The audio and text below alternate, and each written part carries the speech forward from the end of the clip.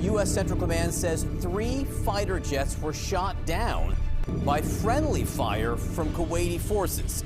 CENTCOM says all 6 crew members aboard the jets ejected, were safely recovered, and are in stable condition. Now, CNN geolocated video that appears to be an F-15 falling from the sky, the pilot parachuting out. There's also video that appears to show a pilot safe on the ground after ejecting. Now, the aircraft were F-15 Strike Eagle fighter jets. CENTCOM says Kuwaiti air defenses mistakenly shot them down during active combat that included attacks from Iranian aircraft, ballistic missiles, and drones. The cause of the incident under investigation. Now, CNN following all the latest developments from around the globe, the White House, the Gulf, inside Saudi Arabia, and Israel. Let's start there. Our Nick Payton-Walsh is in Tel Aviv with the very latest on the loss of 3 U.S. aircrafts. That's a significant loss all at once, Nick.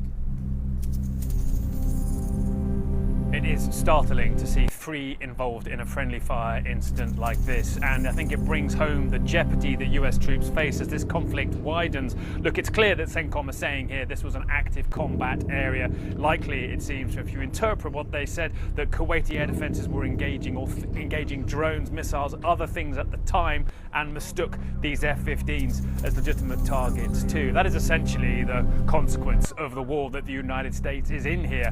President Trump warned yesterday that there could potentially be more US casualties. There's been 3 so far, and let's face it, this was clearly a near miss. All 6 crew ejecting safely and now being in a stable condition, having been recovered by the US military. We want to talk about how this happened, and here to do that is retired Army Brigadier General Steve Anderson. Thank you so much for being here, because we're going to talk not just about that plane, but also the sort of pros and cons of doing an air campaign with the goal of regime change, which is not something history has shown us really before. So first, talk about what you were seeing with that F-15. Give us the context of what our capabilities are in the region. Well, there's probably at least 30 or so F-15s that are stationed there in Kuwait.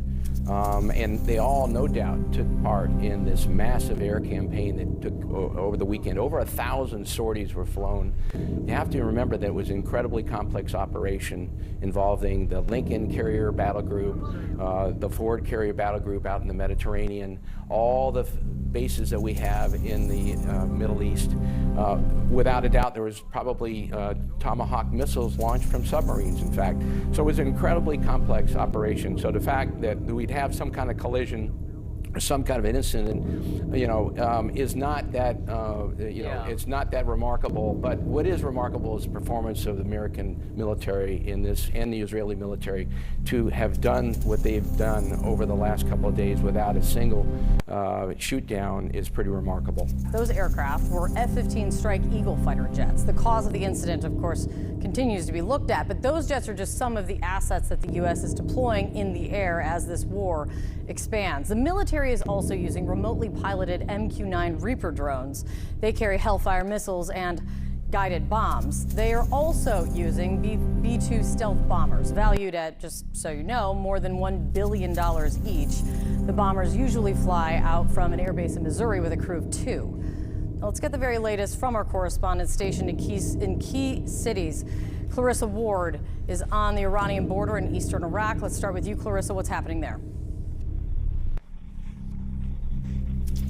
Hi, Kate. Well, we are here at the border. As you mentioned, today's the first day that there's some traffic going in and out. They are allowing Iranian trucks and Iranian citizens to go back into Iran, and for Iraqis who may be on the other side of the border to come back in. But I just want to play you some video of something pretty extraordinary. We just saw an Iranian Shahed drone literally flew over our heads. Take a look.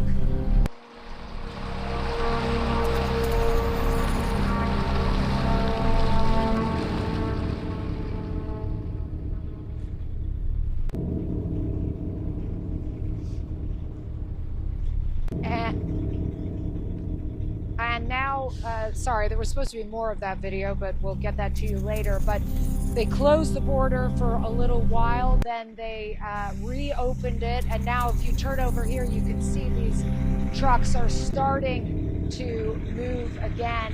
We spoke to one Iranian truck driver who told us that he was very scared about what's happening inside Iran, but that he wanted to get back home as quickly as possible to be sure that he could get back to his family. Kate?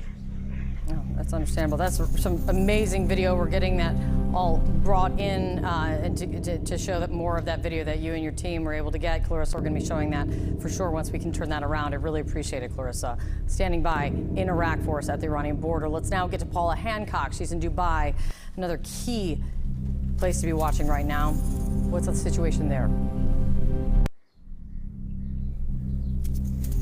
Well, Kate, we have been hearing interceptions overhead. Monday morning, there were at least 2 interceptions we heard here in Dubai. In Abu Dhabi, an hour down the road, it's a very similar situation. And just in the last several minutes, we have been hearing a number of fighter jets in the air. So there is certainly at this point no let-up in the retaliation from Iran when it comes to these Gulf nations. Now, it is interesting, we're having figures through from ministries of defense talking about how much is being thrown from Iran towards these Gulf nations. The UAE, the United Arab Emirates, is by far the highest tally. These are figures from Sunday, the latest that they have published, and we know for a fact there's been more than this since then. They say there have been 165 ballistic missiles, 2 cruise missiles, 541 drones that have been fired from Iran towards the UAE. Now, according to the MOD, they have intercepted more than 90%, more than 92% of those.